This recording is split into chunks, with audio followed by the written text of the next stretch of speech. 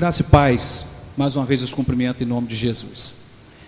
Quero convidá-los a abrirem a palavra de Deus no livro de 1 Timóteo, capítulo 6, versos de 6 a 12. Nós começamos um dia desses, Tivemos uma interrupção, mas começamos a série de mensagens por tema Amores Rivais. E a primeira mensagem foi sobre o amor ao dinheiro. E nós a interrompemos, então iremos hoje concluir esta mensagem, a parte 2 da mensagem Amor ao Dinheiro. E a base da nossa reflexão é 1 Timóteo 6, de 6 a 12. Vamos ler juntos esse texto sagrado. Estarei lendo, os irmãos acompanhem aí na sua Bíblia.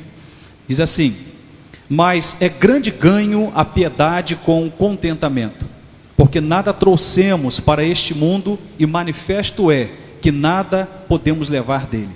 Tendo, porém, sustento e com o que nos cobrirmos, estejamos com isso contentes. Mas os que querem ser ricos caem em tentação e em laço e em muitas concupiscências loucas e nocivas, que submergem os homens na perdição e ruína, porque o amor ao dinheiro é a raiz de toda espécie de males. E nessa cobiça alguns se desviaram da fé e se transpassaram a si mesmos com muitas dores. Mas tu, ó homem de Deus, foge destas coisas e segue a justiça, a piedade, a fé, o amor, a paciência, a mansidão. Milita a boa milícia da fé. Toma posse da vida eterna, para a qual também foste chamado, tendo já feito boa confissão diante de muitas testemunhas. Nós vamos orar mais uma vez, vamos pedir para que Deus nos dê um coração capaz de entendê-lo a partir da sua palavra. Vamos orar.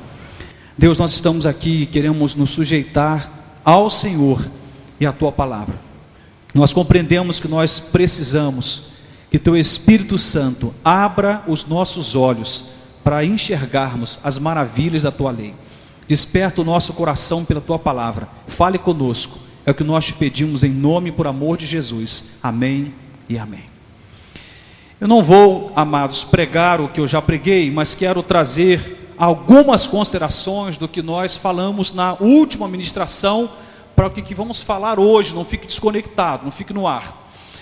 Em um momento da nossa fala, nós trouxemos para os irmãos o grande desafio que nós estamos vivendo hoje, para sermos biblicamente centrados e seguirmos o conselho que Paulo dá ao jovem pastor Timóteo, no texto que nós acabamos de ler. E naquilo que nós havíamos mensurado, havíamos compartilhado com os irmãos, que nós vivemos numa sociedade de consumo, e que todos nós deixamos por alguma razão de sermos humanos ou gente, e nos tornamos para o mercado consumidores. E alguns ousariam dizer, como Zygmunt Bauman afirma em um dos seus livros, que mais do que consumidores, nos tornamos também mercadorias. Todo mundo está à venda, de um jeito ou de outro, porque somos uma sociedade de consumo.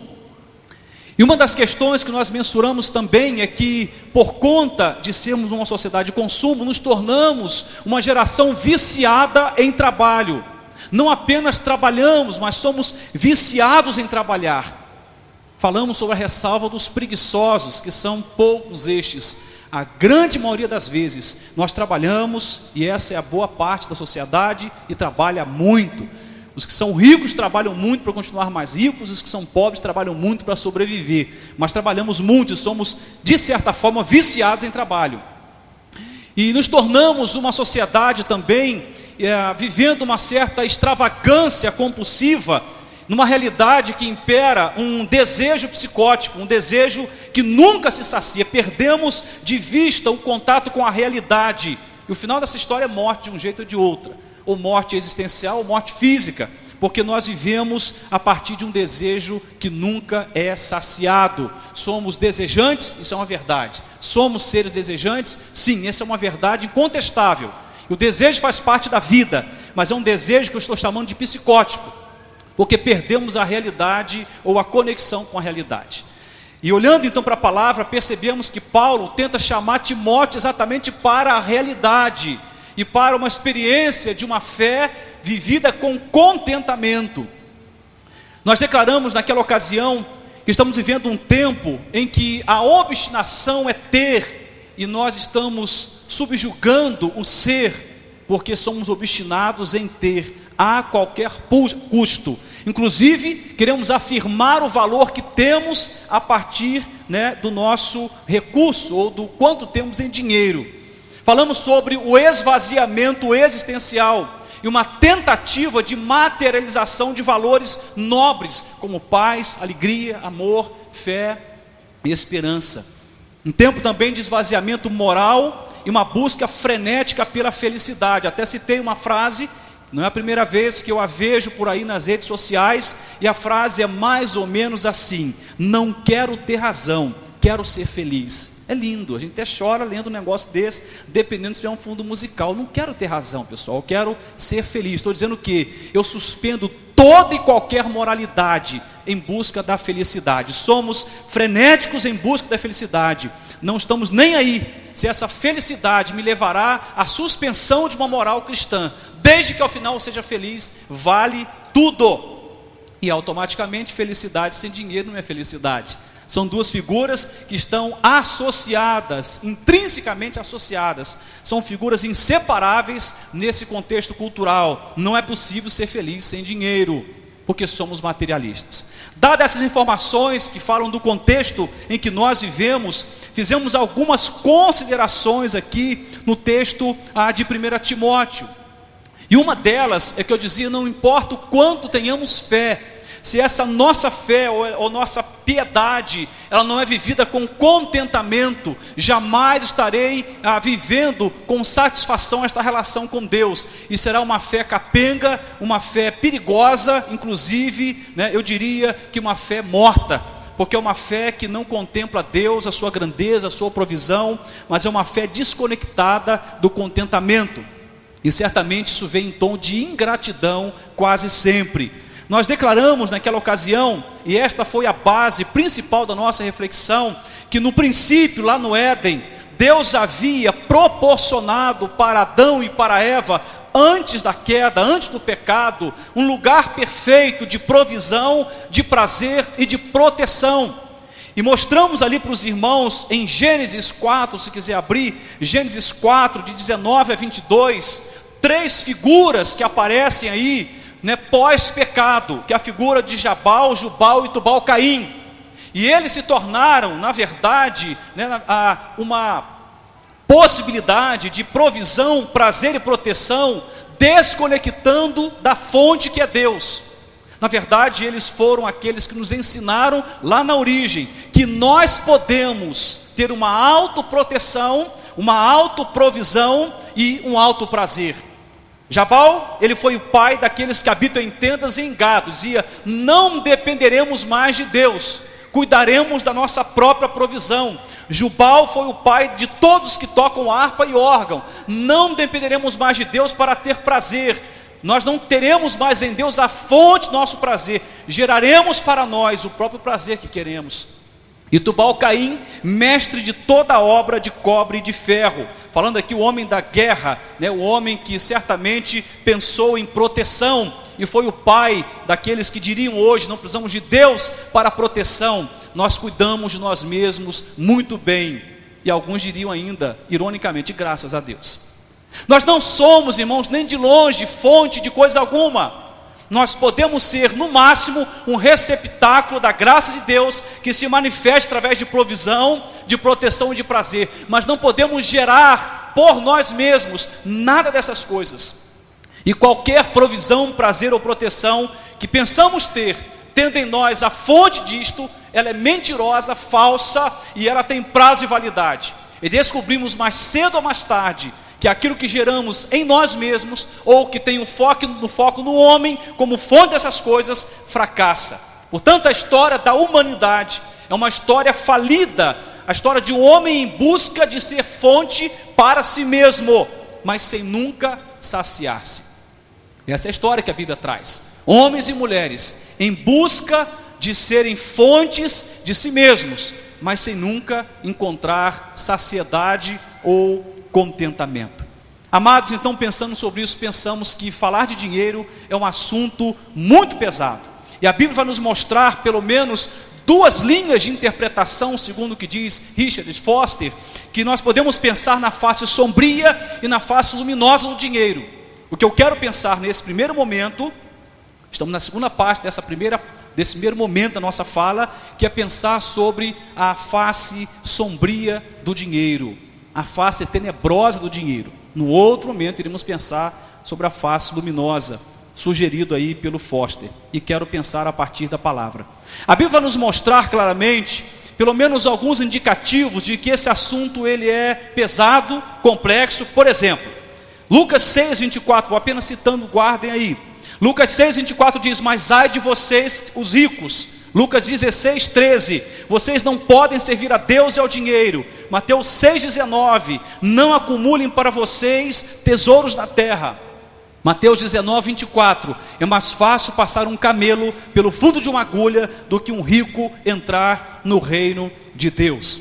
Então a palavra nos mostra claramente que o assunto dinheiro, riqueza, não é tranquilo. Um irmão me abordou, não vou citar o nome dele nem sob tortura policial, dizendo: pastor, já que o dinheiro é tão perigoso, me dê todo o seu dinheiro. Eu falei assim: meu irmão, eu te amo demais, não posso fazer isso.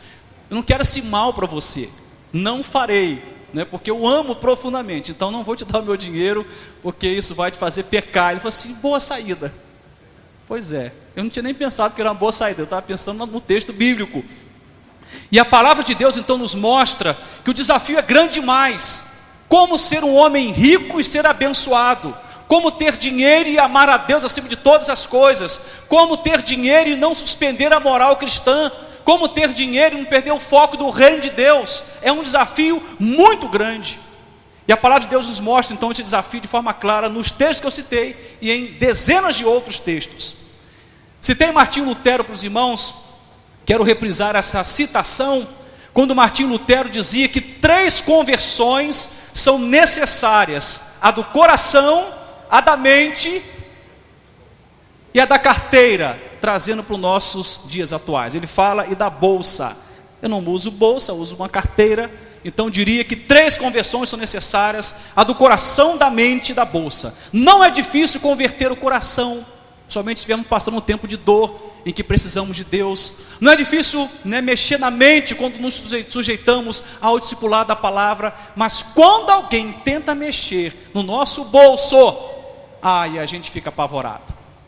E é bem provável que muitos aqui tenham passado pela experiência de terem conhecido Cristo e se convertido. Então houve uma conversão do coração, uma conversão da mente, mas é preciso pedir: Deus, converta o meu bolso, porque eu não posso ser escravo do dinheiro, por mais que eu tenha dinheiro. Lemos lá em Timóteo, que foi o texto base, que o amor ao dinheiro é a raiz de toda espécie de males. E Paulo aqui, irmãos, está dizendo não necessariamente que todo mal sobre a terra começa com o dinheiro, não é isto. Ele está dizendo que não há nenhum tipo de mal do que uma pessoa que ama o dinheiro não seja capaz para consegui-lo ou não perdê-lo. Uma pessoa que ama o dinheiro, não existe nenhum tipo de mal que ele não faça para ter dinheiro ou para não perder dinheiro. Ele até mata, se ele ama o dinheiro, ele até mata para não perder dinheiro ou para ter dinheiro. E Paulo então nos alerta sobre essa dificuldade. Então, quando falamos do amor ao dinheiro, estamos falando de um investimento afetivo demasiado numa coisa que não pode trazer contentamento. Por isso que ele diz: grande ganho é a piedade com contentamento. Muitos caem em tentação porque desejam ser ricos. Não é longe, irmãos, isto de nós. Basta você olhar pessoas que caminhavam com o Senhor, amavam a Deus, e de repente começou a ter dinheiro, e elas começaram a sumir da igreja, orar menos, ler menos a palavra. Dinheiro, poder, sexo são coisas que sobem a cabeça e normalmente derruba pessoas. Os grandes impérios envolveram essas 3 bases aí, das quais temos meditado nas manhãs de domingo: sexo, poder e dinheiro. E ele então nos recomenda: mas tu, homem de Deus, foge destas coisas e segue o quê? A justiça, a piedade, a fé, o amor, a paciência, a mansidão. Milita a boa milícia da fé. Toma posse da vida eterna. Então Paulo diz sobre uma vacina espiritual tremenda, para que não nos tornemos escravos do dinheiro, nos tornemos sim até pessoas abençoadas, tendo dinheiro, mas não escravas do dinheiro, e não destinando afeto demasiado ao dinheiro, algo que não nos traz prazer, na medida em que nós tomamos posse da vida eterna. Ou seja, quando eu passo a pensar na perspectiva da eternidade, como diz Paulo aos Colossenses capítulo 3, quando eu passo a pensar na perspectiva da eternidade, o dinheiro é ressignificado, o peso que ele passa a ter na minha vida é totalmente outro, e até posso possuir dinheiro, mas não serei possuído por ele, que é algo bem diferente. Então, prosseguindo daqui para frente, quero trazer para os irmãos algumas questões para a gente finalizar esta temática do amor ao dinheiro, sobretudo focando na face sombria do dinheiro. Quero fazer com os irmãos rapidamente um retorno ao passado, pensando em duas bases em especial. Lembro aos irmãos que tenho usado como base da minha reflexão, não como a única, mas a principal base, o livro do Richard Foster, o tema Dinheiro, Sexo e Poder. Pode adquiri-lo, vale a pena ter esse livro em casa, ali para ler de cabeceira de tempo em tempo. E ele vai trabalhar então sobre duas reações históricas quando o assunto era dinheiro. Por exemplo, a reação monástica. Isso diz respeito ao antigo voto de pobreza. Lembra do voto de pobreza? Os franciscanos faziam isto como reflexo desta condição ou dessa reação monástica. O que esse voto de pobreza pressupunha? Uma renúncia deliberada dos bens materiais, a fim de experimentar o desprendimento absoluto. A palavra de ordem era desapegar-se. Então os monges faziam voto de pobreza, para ver se escapavam desse poder avassalador do dinheiro sobre eles, propondo ao próprio coração a tarefa de desapegar-se. Irmãos, nós somos profundamente apegados a tudo que é material. Teremos que mentir nesta igreja e para Deus e para nós mesmos, se nós declararmos que não temos apego a nada. Talvez você não tenha apego a tudo, mas sempre há algo sobre o qual somos apegados. E temos que pedir a Deus misericórdia para desapegar. E os monges então, eles nos ensinavam esse caminho, do desprendimento. O André Contes Ponville vai dizer que esse caminho pode ser chamado de generosidade, porque generosidade, para aqueles que já ouviram na série de mensagens virtudes, devem lembrar da definição. Generosidade é Bruno, você sabe, Bruno, a prática do desapego. Generosidade é a prática do desapego. Então esta é uma boa saída. Podemos, irmãos, aprender a escapar, não necessariamente fazendo um voto de pobreza, mas sobretudo fazendo um voto de generosidade, e pedindo a Deus para que possamos experimentar o desapego daquilo que não nos traz plenamente satisfação ou contentamento, porque diz a palavra em Timóteo, acabamos de ler, que nada trouxemos para esta vida e nada levaremos dela. O que é que você trouxe para essa vida? Você só pode levar o que você trouxe. Você dá entrada num hotel em alguma praia do Nordeste, e você entra com uma bagagem. Você só é autorizado a sair de lá com a sua bagagem. Você só vai sair com o que você entrou. Se você sair com algo além do que você entrou, o nome disso é roubo. O que é que você trouxe para esta vida? O que você trouxe, Deus te autoriza a levar de volta. E o que é que você trouxe? Nada, você veio peladinho. Alguns inclusive nem cabelo trouxe, e vão voltar sem cabelo, só porque não veio sem cabelo, vai voltar sem cabelo. Trouxe nada, nem cabelo. Alguns trouxeram cabelo, e quem sabe vão morrer, e vão levar cabelo, pelo menos para a sepultura, porque para o céu, não sei. Aliás, como é que vai ser lá, hein? Como é que vai ser a figura do Pereira lá? Vai ser cabeludo ou careca? Não sei, isso aí depois a gente vai ver, pergunta para Deus. Mas ele é bonitinho careca também, bonitinho, jeitoso o bichinho. Vamos voltar aqui. Deveríamos então, penso eu, ouvir os monges. Nós que amamos a ganância mais do que amamos o Evangelho, mais do que amamos a obra de Deus, mais do que amamos o reino de Deus, nós que amamos a ganância mais do que amamos pessoas, deveríamos ouvir os monges e vivermos em confiança e não com medo, porque aqueles que são gananciosos, na verdade, são medrosos, tem medo de faltar, tem medo de repente, na velhice, em algum momento de dificuldade, não ter. Então, por medo de não ter dinheiro, acabam agindo no caminho da ganância. Então, para nós que por algum momento, pela ganância, deixamos de amar o Evangelho, o reino de Deus, a palavra, deixamos de amar a obra do Senhor, deveríamos ouvir os monges e começar a viver um desapego, irmãos, porque vamos ter que desapegar. Ou você desapega abençoando pessoas, ou você desapega na morte. O problema é que muitos, quando perto da morte, resolvem desapegar-se das coisas e do dinheiro. O alvo desse desapego já não é mais harmonia, mas é briga, porque a herança fica para a família degladiar na justiça, aos tapas, às vezes até aos tiros, o que sobrou da sua conquista. Mas ele mostra também uma reação, além da reação monástica, a reação puritana, que particularmente aprecio muito. O que Bill Hybels propõe para a sua igreja, e já lemos isso quando nós estudávamos sobre a revolução do voluntariado. Nós dizíamos que tudo é sagrado, o nosso trabalho é sagrado, nossa família é sagrada, né? Nossos estudos, tudo que eu toco é sagrado, não dá para separar na vida de um homem de Deus, de uma mulher de Deus, o santo profano, tudo que tocamos é sagrado para o Senhor, nossa família, inclusive nosso dinheiro. E a reação puritana tenta escapar do perigo do dinheiro, dando ênfase à diligência ou ao trabalho. O que eles pensavam? Segundo eles, o trabalho é santo e honrado. Então, rejeitavam qualquer separação das coisas sagradas das seculares. Sagrado não é apenas ir a um templo e congregar e cantar hinos e ler a Bíblia, ou dobrar o seu joelho na sua casa e orar e buscando ali a face do Senhor, clamando por algum socorro. Sagrado é tudo que você faz. O seu carro, enquanto você dirige no trânsito dessa cidade, isso é sagrado. O seu trabalho é sagrado, o seu dinheiro é sagrado, os seus filhos são sagrados.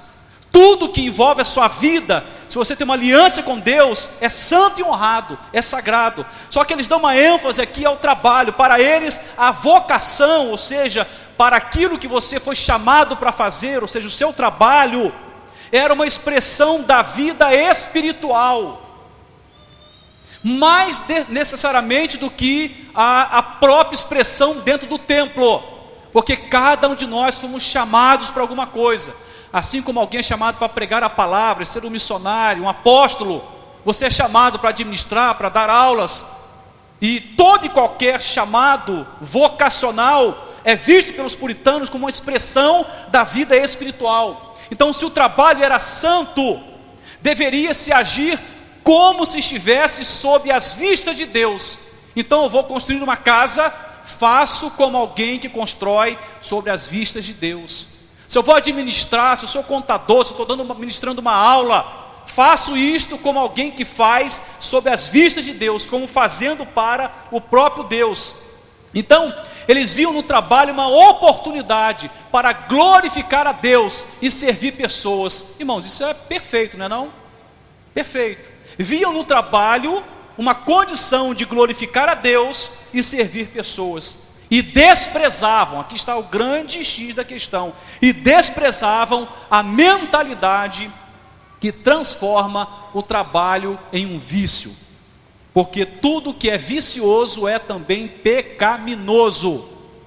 Tudo que se torna num vício, torna-se também em maléfico, pecaminoso. Erramos o alvo quando transformamos algo tão sagrado, que é o trabalho, em um vício.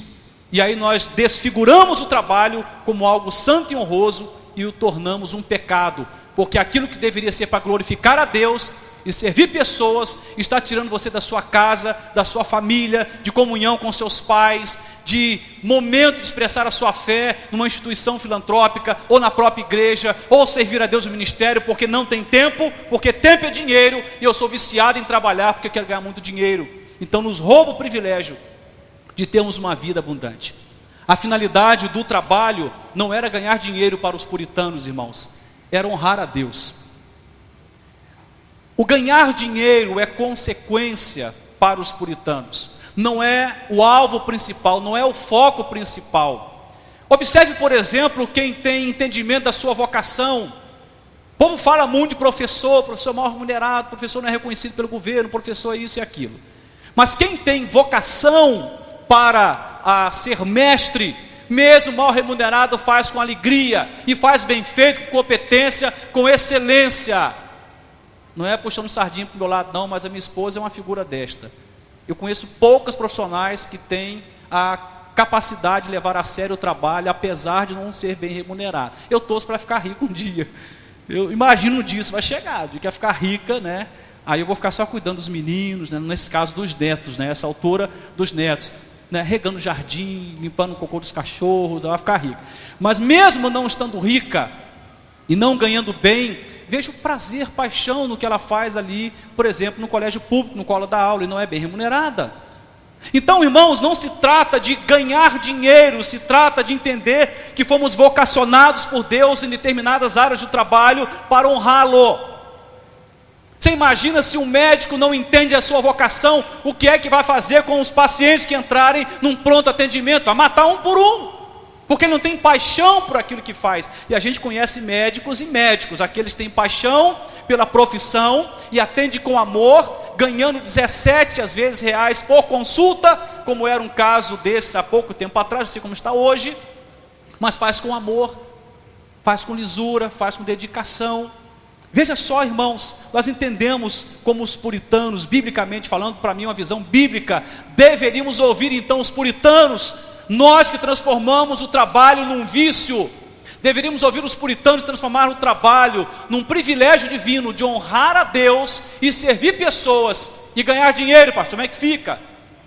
Consequência, querido, quem faz o que faz por amor, ganha dinheiro, ganha, tenho certeza, e é excelente no que faz, sobressai aos demais, tem carreira próspera, a tendência é ir de glória em glória até ser dia perfeito na carreira profissional, porque ama o que faz. Então, tanto a reação monástica como a reação puritana tentam lidar de forma criativa com o império do dinheiro, com a dificuldade que é lidar com o dinheiro, ou desapegando-se, como o voto de pobreza proposto pelos monges, ou transformando o trabalho numa válvula de escape como algo santo e honrado, saindo do vício e fazendo como vocação espiritual, servindo pessoas e glorificando a Deus.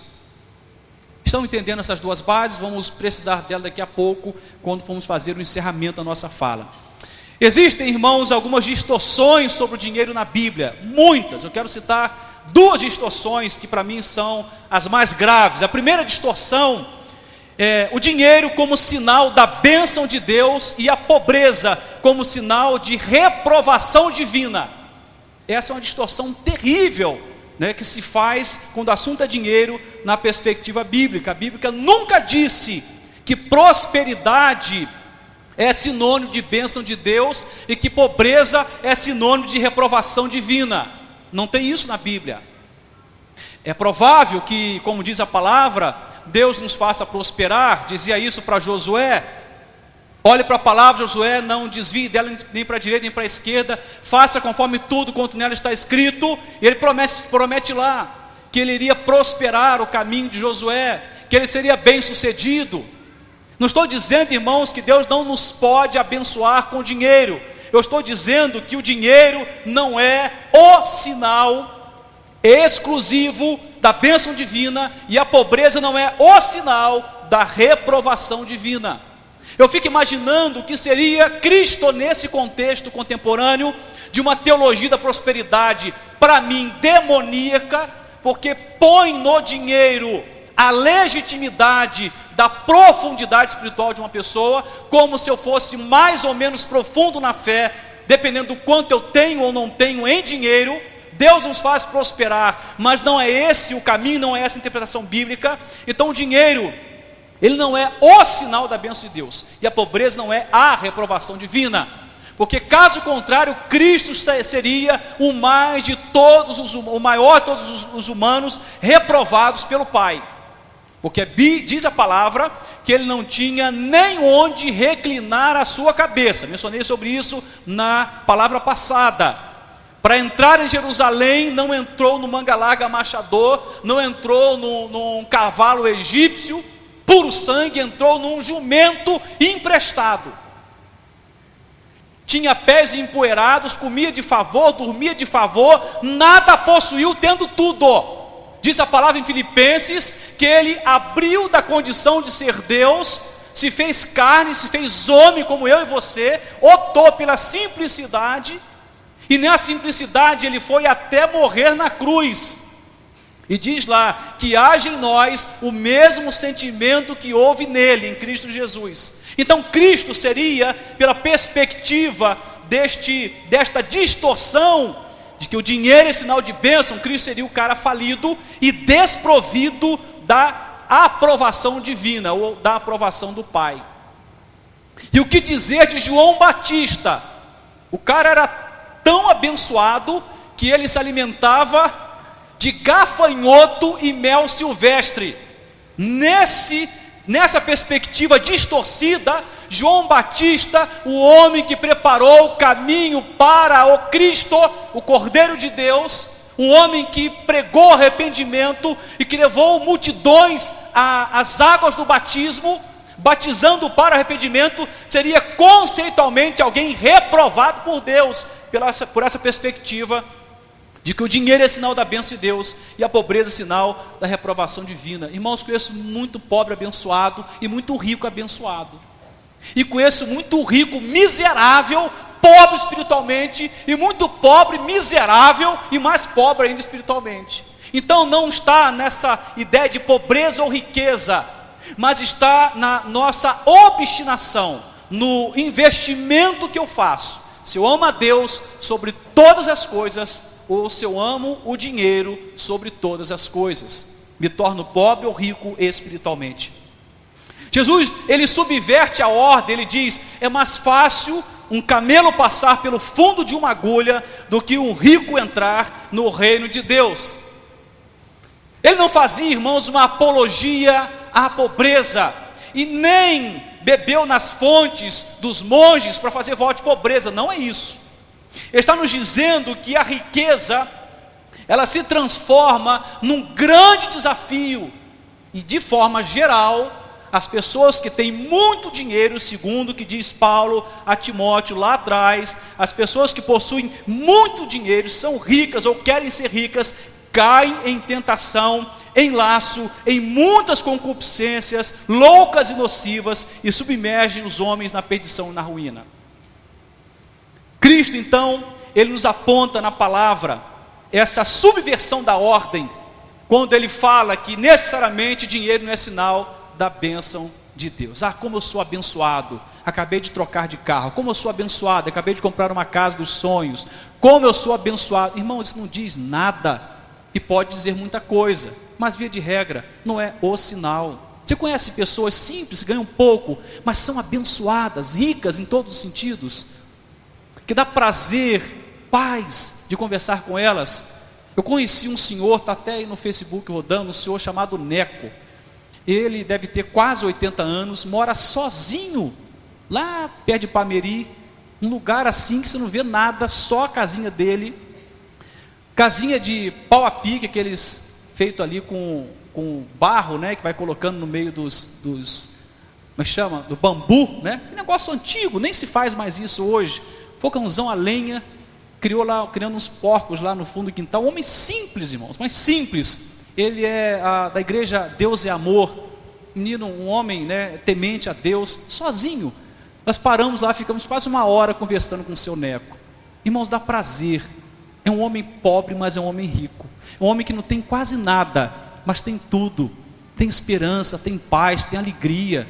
Entende? Então, não é o quanto dinheiro você tem ou o quanto você não tem, mas uma distorção séria: o dinheiro não é o sinal suprassumo da bênção de Deus sobre a vida de ninguém.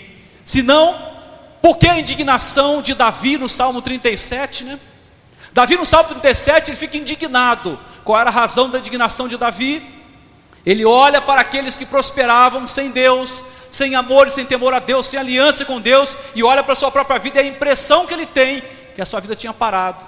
mas que as dos ímpios prosperavam, e Deus o corrige tremendamente, e ele escreve então, a partir da correção de Deus ao seu coração: deleita-te no Senhor, e ele satisfará os desejos do teu coração. Confia no Senhor, entrega o teu caminho ao Senhor, confia nele, e o mais ele fará sobressair da tua justiça como o dia. Irmãos, isso é tremendo. Uma segunda distorção é que o dinheiro às vezes é visto como algo completamente neutro ou despersonalizado, ou apenas, como dizia um bom capitalista, um meio de troca. Foster vai dizer que se tem uma coisa que o dinheiro não é neutro, o dinheiro não é neutro, o dinheiro não é despersonalizado. Como usamos o dinheiro, irmãos, define sua essência, bênção ou maldição, depende de como eu uso. Mas o dinheiro pode ocupar uma categoria de sagrado ou pode ocupar uma categoria de profano. Mas mesmo que você entenda que o amor ao dinheiro, ou seja, o quanto de afeto eu dedico ao dinheiro, diz se ele faz mais mal ou bem, uma coisa é certa: o dinheiro em si é apresentado por Jesus não como uma coisa neutra. Inclusive, pasmem, é apresentada por Jesus como uma divindade ou como uma potestade. Não podereis servir a Deus e a Mamon. Algumas versões traduzem: não podemos servir a Deus e ao dinheiro. O dinheiro é apresentado por Jesus como uma divindade ou como uma potestade, ou seja, algo que não é neutro, mas que tem personalidade. Como dizia Ed Renekiewicz, o dinheiro conversa com você, ele dialoga com você. Eu imagino que você estabeleceu um diálogo com o dinheiro na hora de ofertar aqui, e alguns travaram guerras nesse diálogo, praticamente gritaram para o dinheiro: não sai do meu bolso, não vai para lá, porque olha, amanhã eu preciso de você, você de mim, sabe como é que é, nós somos apaixonados um pelo outro, temos uma aliança, não sai do meu bolso, não pula para lá não, por favor. Aí o Espírito Santo de Deus começou a falar assim: se eu sou inimigo, sai, né? Sai, inimigo, né? Não me convença de dar esse dinheiro aqui, não, inimigo, né? E aí o dinheiro conversa com a gente, irmãos. Foster vai dizer, irmãos, que o dinheiro é apresentado como uma potestade. Olha o que diz Colossenses 1,16, abra por favor esse texto, Colossenses 1,16, diz assim: porque nele foram criadas todas as coisas que há nos céus e na terra, visíveis e invisíveis, sejam tronos, sejam dominações, sejam principados, sejam potestades, tudo foi criado por ele e para ele. O que o apóstolo Paulo está afirmando? Ele afirma não somente nesse texto, mas em vários outros textos. Paulo afirma de várias formas que por trás das autoridades terrenas, das instituições sociais, por trás das autoridades espirituais, estão as potestades invisíveis de natureza angelical ou diabólica. Quando falamos de potestade, não estamos necessariamente falando de demônios, mas de uma categoria angelical, de natureza tanto demoníaca como uma natureza divina, ou seja, tanto de demônios como de anjos, ok? Mas Paulo então vai nos mostrar, por isso que ele fala, ore, né? A palavra diz, ore pelas autoridades constituídas. Por que é que Deus nos convida a orar pelas autoridades, pelas instituições? Exatamente, irmãos, porque existe uma espiritualidade por trás dessa situação. Não é à toa que somos convidados a orar pelo prefeito, pelo presidente e etc.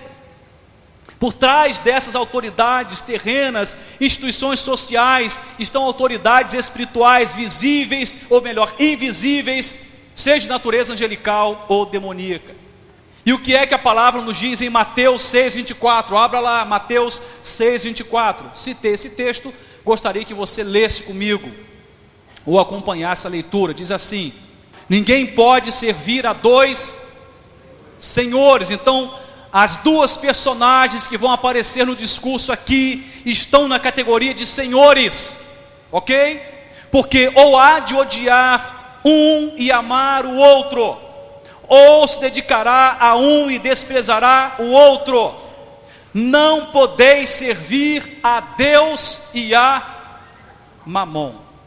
Mamon apresentado aqui, irmãos, por Jesus como um Deus rival ou como um Senhor rival. O dinheiro não é neutro, o dinheiro não é despersonalizado, o dinheiro não é apenas uma forma de troca ou uma moeda de troca. O dinheiro tem uma categoria, espiritualmente falando, diferenciada. Se vocês quiserem aprofundar sobre isso, estou recomendando esse livro já há algum tempo. Estou baseando as minhas reflexões em cima do livro Dinheiro, Sexo, Poder, de Richard Foster. Vale a pena adquirir e ler esse livro em detalhes. Ok? Então Mamon é apresentado aqui nesse texto como um Deus rival, como uma potestade. Pastor, potestade? Sim, irmãos, potestade. Se você for olhar ali no aramaico, a Mamon tem essa ideia ou esta categoria de uma potestade ou de um Deus rival. O dinheiro nesse sentido não é uma coisa impessoal, neutra, é uma divindade. Ou seja, se Mamon é um poder ou é uma divindade, portanto Mamon é um poder que busca dominar-nos. Essa divindade chamada dinheiro é um poder ou uma divindade que busca te dominar. Ah, pastor, que isso, sou muito mais forte que ele. Ganha uma herança de 1 milhão, e eu quero ver se você não prostitui muita coisa na sua vida, salvo algumas exceções nesse auditório. O poder sobe a cabeça, o dinheiro sobe a cabeça. Eu conheço poucas pessoas que ganharam muito dinheiro e que souberam lidar com isso, irmãos. Via de regra, Mamon domina o coração daqueles que se colocam diante dele. Então Mamon, como divindade ou como Deus rival, é um poder que busca dominar-nos. Portanto, o dinheiro, irmãos, é um agente não passivo, mas ativo. O dinheiro é ativo. É uma lei por si mesmo e é capaz de inspirar devoção. O dinheiro ou Mamon como divindade, como Deus rival, tem muito mais adeptos, muito mais discípulos, muito mais adoradores que o Deus verdadeiro. Apesar de que o final dos adoradores de Mamon não é um final muito interessante, como diz as Escrituras, fede enxofre e queima bastante. Mas há muito mais adoradores de Mamon do que de Deus. Muito mais, porque ele é um poder que busca dominar-nos e ele é capaz de inspirar devoção. Dietrich Bonhoeffer, ele vai dizer algo interessante: nosso coração apenas tem um lugar para uma devoção total, e somente podemos agarrar-nos a um Senhor, afirma Dietrich Bonhoeffer. Nosso coração não pode ser de Deus e desse Deus rival, Mamon ou do dinheiro, irmãos. Não podemos servir os dois ao mesmo tempo. Quantos casados temos aqui? Levanta a mão, casados aí, ok. Aí de repente alguém propõe para Miriam: Miriam, é o seguinte, eu percebi que você é uma cristã, uma mulher de Deus, uma pessoa que tem buscado consagrar-se, e a palavra diz, que o amor, ágape, o amor que doa, que reparte. Vamos dividir o seu marido aí? Você fica assim, olha, segunda, quarta e sexta com ele, eu fico terça, quinta e sábado, e domingo a gente faz uma grande comunhão nós três. Que resposta a Miriam daria para uma proponente desta insanidade? Se ela não voar no pescoço dessa moça, ou dessa senhora, possivelmente vai mandá-la ir embora rapidamente, antes que ela surte. Irmãos, nós não admitimos esse tipo de situação, e queremos que Deus admita ser repartido ou repartida a sua devoção com outro Deus que não Ele.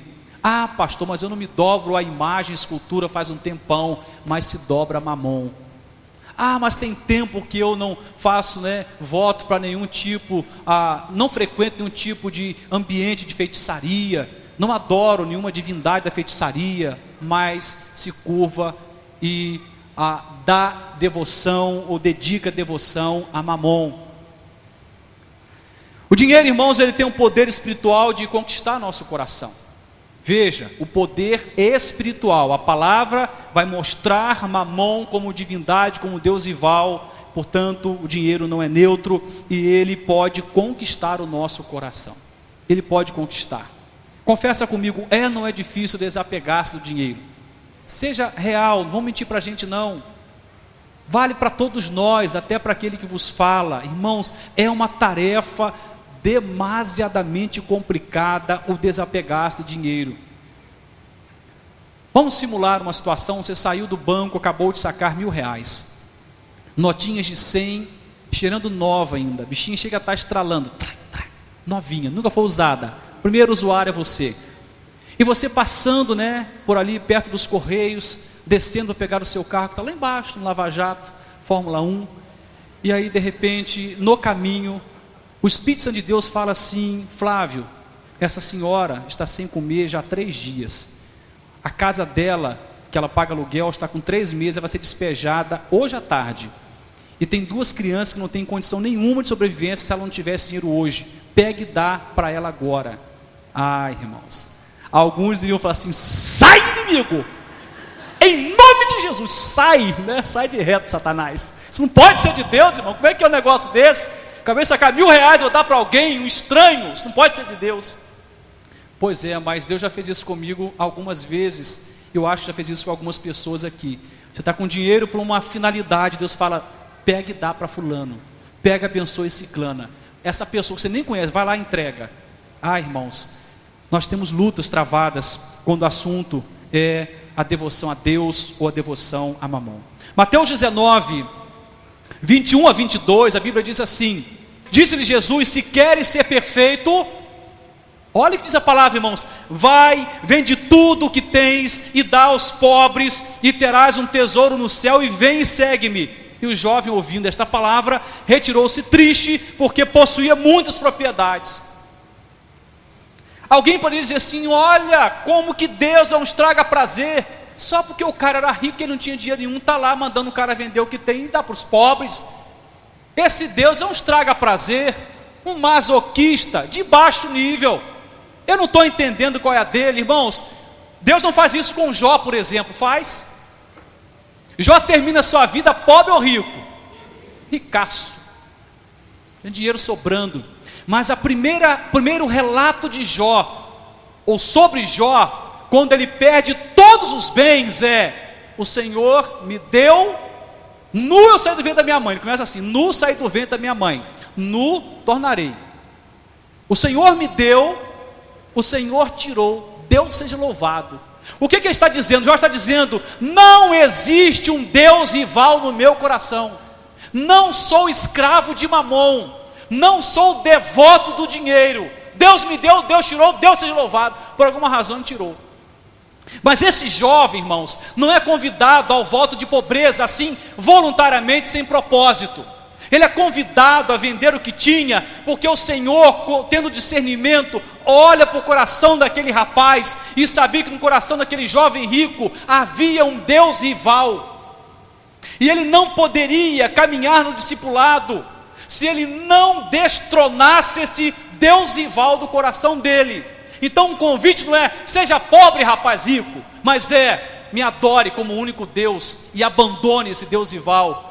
Abra mão dessa potestade, dessa divindade demoníaca, que nesse caso é o dinheiro. Pelo afeto dado a ele, transforma-se num Deus rival. A riqueza do jovem, irmãos, era um Deus rival, com certeza, que buscava uma devoção completa. Ele negociou? Não, ele foi embora. Ele não abriu mão. Lembra o que eu disse? Que Mamon busca devoção completa, que Mamon busca exclusividade do seu culto, que o dinheiro como divindade não aceita outro Senhor na sua vida, senão Ele. Então, quando Deus convida o jovem a repartir os bens, está dizendo: vamos hoje, rapaz, destronar Mamon do seu coração. Mas ele preferiu Mamon, preferiu a potestade, preferiu a divindade, o Deus rival Mamon. Em sua vida, irmãos, o dinheiro se tornaria um ídolo, e um ídolo que tudo exige, e que não consegue facilmente ser rejeitado. Pastor, eu não tenho dúvida nenhuma que agora eu me converti mesmo, porque eu servia a imagens e esculturas, e agora eu larguei tudo isso. Mas aí você avalia o seu coração e talvez você descobre que não existe nenhuma imagem, porque você entendeu que só há um mediador entre você e o Pai, e que Cristo é o caminho, a verdade e a vida. Mas você não consegue dar devoção completa a Deus, porque a sua devoção pode estar sendo dedicada ao dinheiro. Uma curiosidade, vale a pena essa curiosidade, posso falar sobre isso numa outra ocasião. Quando nós falamos de evangelismo, a gente fala de dinheiro junto? Normalmente, não.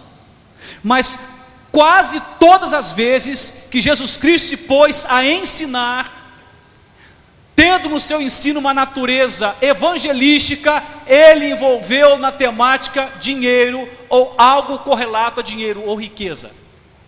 Quase todas as vezes. Exemplo, Lucas 19, 8 a 9. História de Zaqueu, vou ler para vocês, diz assim: e levantando-se Zaqueu, disse ao Senhor: Senhor, eis que eu dou aos pobres metade dos meus bens, e se em alguma coisa tenho defraudado alguém, o restituo quadruplicado. E disse-lhe Jesus: hoje veio salvação a esta casa, pois também este é filho de Abraão. Alguns vão dizer que a salvação veio porque o Senhor detecta que Zaqueu era filho de Abraão. Não, ele tem que ser salvo. Não, irmãos, a salvação veio porque Mamon foi destronado no coração de Zaqueu. A salvação veio porque o Deus rival, que é a riqueza e o dinheiro, perdeu o valor e o sentido na vida de Zaqueu. A salvação veio porque não mais o dinheiro, mas Cristo reinava dali para frente. Compreende? Então por isso a palavra vem e diz: veio hoje salvação a esta casa, porque não podemos servir a dois senhores, ou servimos a Deus, ou servimos a Mamon. Ao libertar-se do Deus rival, e somente depois de libertar-se do Deus rival, Zaqueu experimentou a salvação. Pastor, então será que eu não fui salvo ainda porque eu estou escravo do dinheiro? Pois é. Tire suas próprias conclusões. Ou servimos a Deus, ou servimos ao Deus rival Mamon. Lucas 14:33 diz: assim pois, qualquer de vós que não renuncia a tudo quanto tem, não pode ser meu discípulo. Dura esta palavra, diriam alguns. Vou repeti-la. Lucas 14:33. Assim pois, qualquer de vós que não renuncia a tudo quanto tem, não pode ser meu discípulo. Pastor, então, se eu for seguir o seu conselho, e se a igreja toda for, vamos ser um bando de pobre. Se você entendeu isso, você não entendeu nada da minha palavra. Não é se eu tenho ou não tenho dinheiro, é a quem eu dou a minha devoção, é a quem eu cultuo, a quem eu me dobro, a quem eu respeito, a quem eu reverencio, a quem eu sirvo, ou a Deus ou ao dinheiro. Jó tinha dinheiro, mas não havia no coração dele um Deus rival. Zaqueu tinha dinheiro, mas um Deus rival habitava nele, assim como o jovem rico. O jovem rico prefere Mamon. Zaqueu diz: eu prefiro a salvação. E a salvação chega à casa de Zaqueu. Amados, a rejeição ao Deus Mamon é pré-requisito essencial para nos tornarmos discípulos de Jesus. Quer ver uma coisa que me emociona, e não é pelo dinheiro, mas pela posição de adoração? Quando alguém novo da fé rapidamente descobre que precisa contribuir com a obra de Deus, a obra missionária, com a edificação de templos, com a expansão do reino de Deus, e começa a contribuir com recursos. Isso me impacta, sabe por quê? Ela está dizendo de cara: a minha conversão não foi só de coração e de mente. Eu ouvi o conselho de Martim Lutero e converti o meu bolso, eu sou totalmente dele. Vez de outra vamos encontrar discussões, por exemplo, quando o assunto é dízimo. E aí discussões teológicas profundas, para não dizer tolas, que vão dizer que não precisamos mais dizimar, porque o dízimo é da lei. Pois é, o pastor Esquival um dia desses trazendo uma informação, e é uma informação precisa: alguns dizimaram antes da lei existir. Um deles, ou especialmente, Abraão. Nem havia lei e Abraão dizimava. Já caiu o seu argumento, mas tudo bem. Supomos que você desconsidere Abraão. O dízimo é da lei, eu estou agora na graça. Vou te fazer uma afirmação que fiz hoje pela manhã. O dízimo é o máximo da lei, mas é o mínimo da graça. Porque a Bíblia diz que vivo não mais eu, mas Cristo vive em mim. E a vida que agora vivo na carne, vivo na fé, no Filho de Deus, o qual me amou e se entregou por mim. Então não tem que entregar dízimo, tem que entregar a minha vida inteira, porque eu não sou dono de nada, nem dos meus dias, nem da minha saúde, nem dos meus dons, nem da minha família, nem dos meus filhos. Eu não sou dono de nada. Do Senhor e a terra, a sua plenitude, o mundo e aqueles que nele habitam. Se o dízimo é o máximo da lei, é o mínimo da graça, é o mínimo que o homem de Deus, debaixo da graça de Deus faz, é contribuir com a obra, com alegria. não com coração pesado. Então vamos parar com essas conceituações teológicas tolas e aprender a entregar mais do que 10, entregar a vida inteira, toda a sua vida do Senhor. Ou é toda dele ou não é nada dele. Entende isso? Porque Deus exige exclusividade, como você quer da sua mulher ou do seu marido. Ele quer você inteiro. A Bíblia diz, sabe o que, irmãos? A Bíblia diz que nós somos propriedades exclusivas de Deus, ou seja, somos só dele.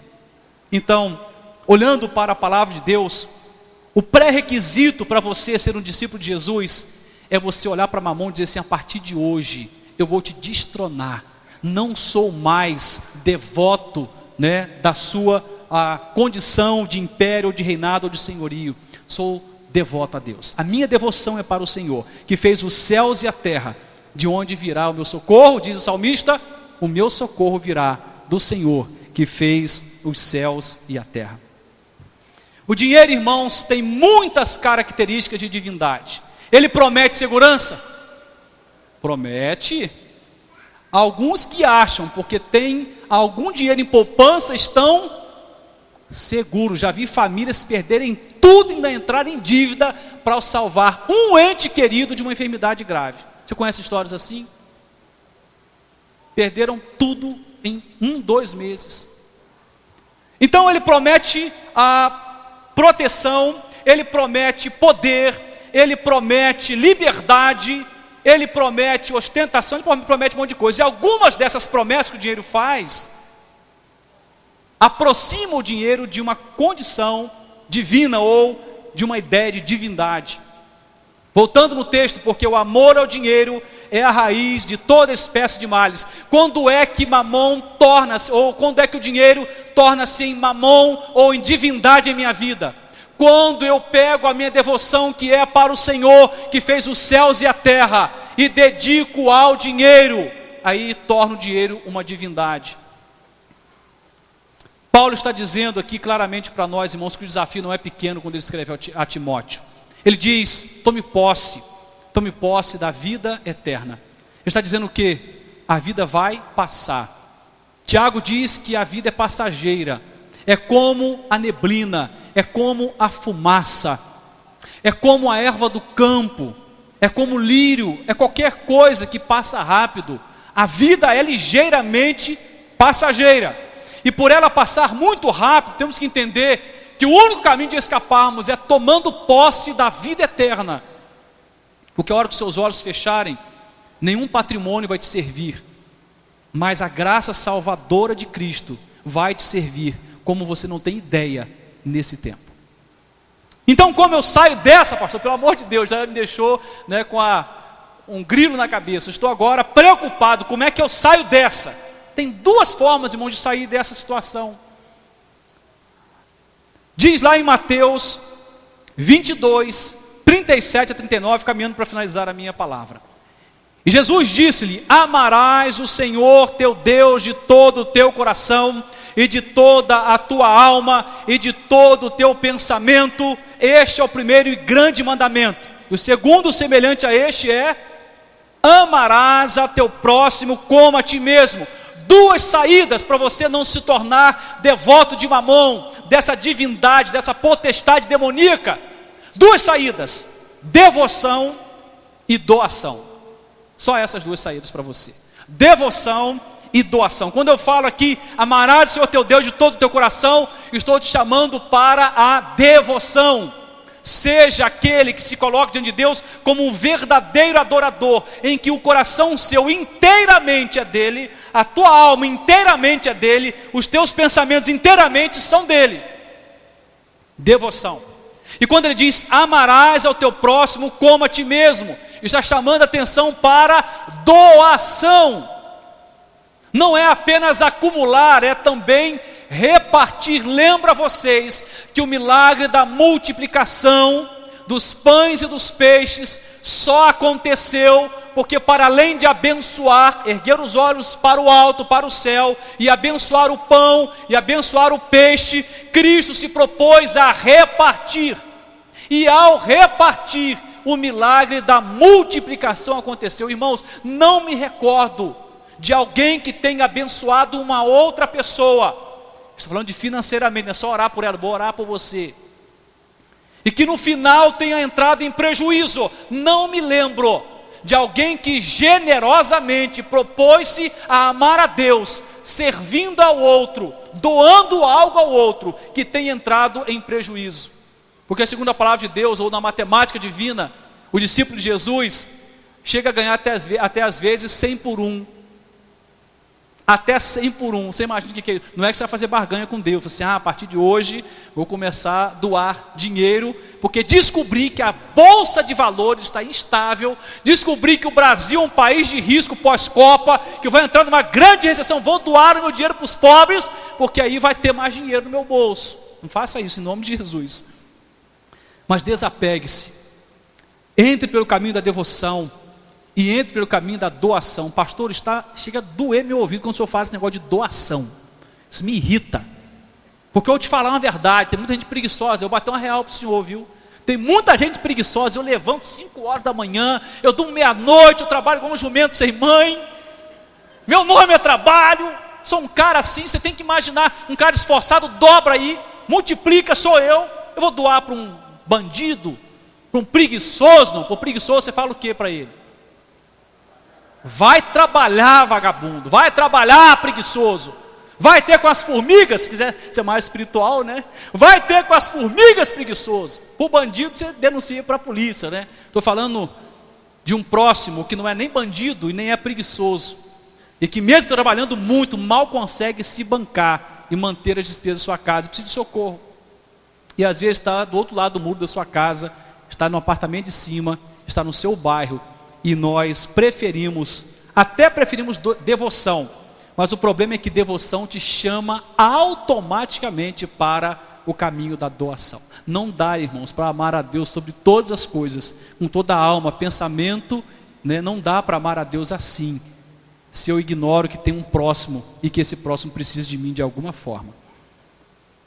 Atos 4:35 diz: e repartia-se a cada um, segundo a necessidade que cada um tinha. Lembra do conceito de generosidade, para a gente terminar? Generosidade é a prática do desapego. Quero te convidar a amar mais a Deus, portanto, a praticar mais devoção.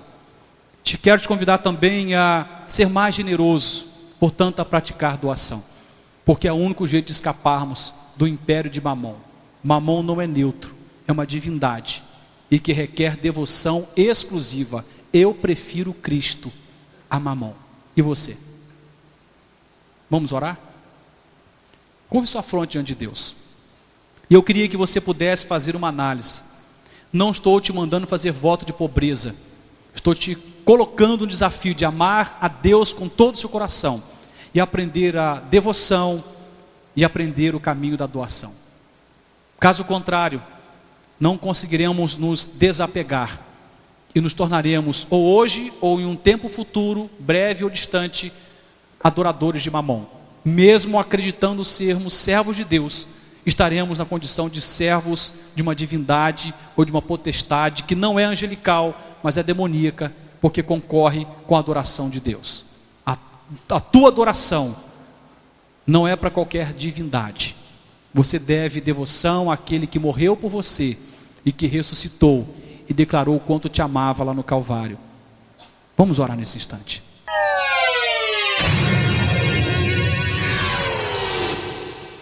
Senhor, nós estamos aqui na tua presença. Eu quero, ó Deus, te louvar neste momento.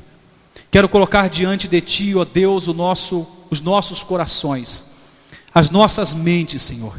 Nós compreendemos, meu Deus, no nome de Jesus, pela tua palavra, que todos nós corremos seriamente o risco de sermos devotos de Mamon, porque a sutileza com que ele se apresenta para nós é grande demais. Ele aparece como coisa boa, como proteção, como provisão, como prazer, mas tu és a nossa fonte de tudo isto. É no Senhor que está o nosso prazer, é do Senhor que vem a nossa proteção, é o Senhor quem guarda a nossa entrada e a nossa saída. Tua palavra diz que as tuas mãos estão sobre nós, que o Senhor está diante de nós, na nossa retaguarda, em torno de nós. O Senhor é um Deus que não dorme nem cochila, e que protege os teus filhos dioturnamente. Então não precisamos de Mamom nos oferecendo proteção, porque Tu és o nosso escudo e broquel, Tu és a nossa fortaleza. Como diz a Tua palavra, torre forte é o nome do Senhor, para ela corre o justo e está seguro. Não precisamos de Mamom, Senhor, para nenhum tipo, Deus, de provisão, porque do Senhor é a terra, a sua plenitude, o mundo e aqueles que nele habitam. Toda a provisão que nós necessitamos vem do alto, do Pai das luzes, em quem não há sombra de variação. A Tua palavra diz que Tu és um Deus que tem um amor constante, que a Tua misericórdia, ela se renova a cada manhã, que a Tua fidelidade se estende de geração a geração. O Teu amor não tem fim. Tu és o mesmo Deus de ontem, de hoje, de eternamente.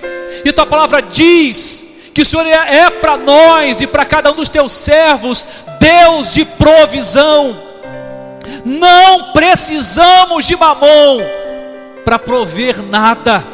Precisamos de Deus, o Deus inclusive que é dono do ouro e da prata, o Deus que é dono de toda a riqueza, porque quem tem o Senhor tem tudo. Quem tem Jesus não tem falta de nada. Podemos não ter tudo o que queremos, mas certamente teremos tudo o que precisamos. Tu és o nosso prazer, a nossa proteção, a nossa provisão. E em oração nesta noite, queremos rejeitar o que Jubal, Jabal e Tubal-Caim tentaram empreender, gerar o que não podemos gerar. Não somos fonte de nada, podemos ser no máximo um receptáculo da Tua graça. Senhor, nesta hora, eu não sei como está o coração de cada um dos meus irmãos. Eu tenho conseguido me avaliar, e ainda precariamente. Então Espírito Santo de Deus, nos ajude a fazer desta hora um momento de avaliação profunda. Talvez estamos aqui diante de muitos Zaqueus que já se libertaram desse Deus rival e então experimentou tremenda salvação. Mas talvez há aqui pessoas como aquele jovem rico que não consegue se libertar ainda desse Deus rival e que abriu mão do discipulado porque não conseguiria dedicar devoção a outro Deus senão a Mamom. Pai, em nome de Jesus, traga sobre nós da Tua libertação e nos ajude a darmos ao Senhor a devoção e aprendemos o caminho da doação, Senhor, porque o Senhor nos convida a amar ao Senhor sobre todas as coisas e ao nosso próximo como amamos a nós mesmos. Por isso oramos a Deus com perdão dos nossos pecados, sobretudo perdoa o nosso pecado da ganância e nos ajude a viver e a celebrar a virtude da generosidade. É o que oramos em nome de Jesus. Amém e amém.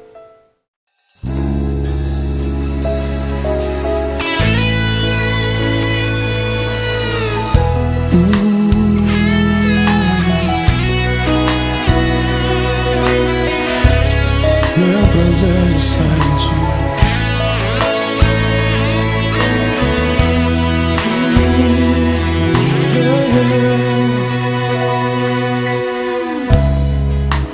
Meu maior prazer estar em Tua presença e prostrado aos Teus pés, Te adorar, Jesus, Senhor da minha vida. Eu ouço a Tua voz, eu sinto Teu mover aqui. Quero mais de Ti, Senhor,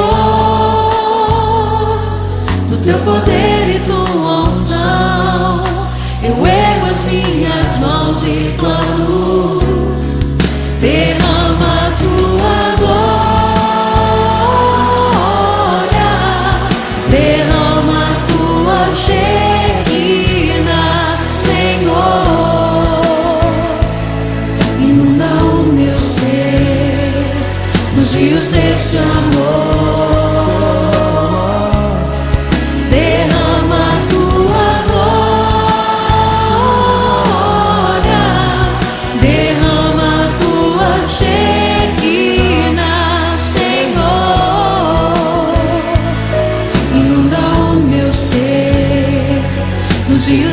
deste amor.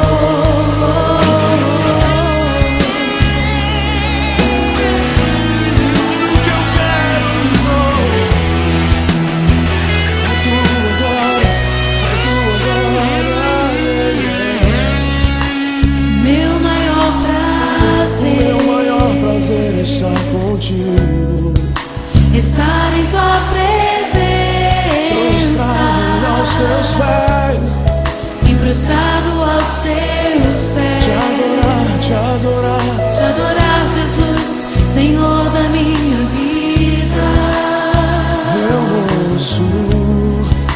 Eu ouço a tua voz falar comigo, sinto teu mover aqui.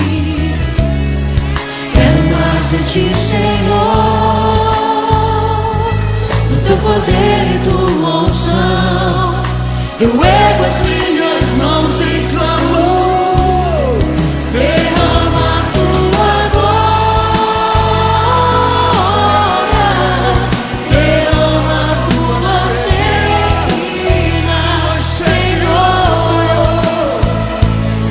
Inunda o meu ser, os rios deste amor. Derrama a tua glória,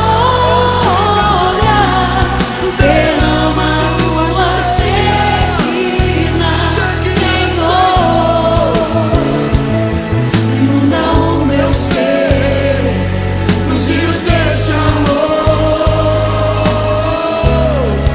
Derrama a tua glória, derrama sem Jesus, derrama a tua Shekinah, Senhor. Inunda o meu ser, inunda, vem com teu rio, oh.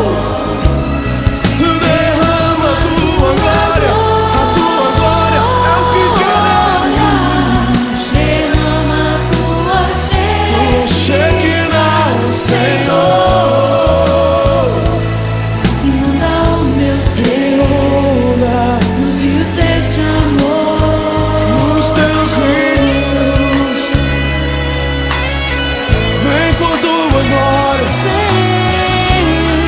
inunda, inunda Esse a tua glória, vem com tua glória, Senhor, Aleluia. Senhor, vem com tua glória.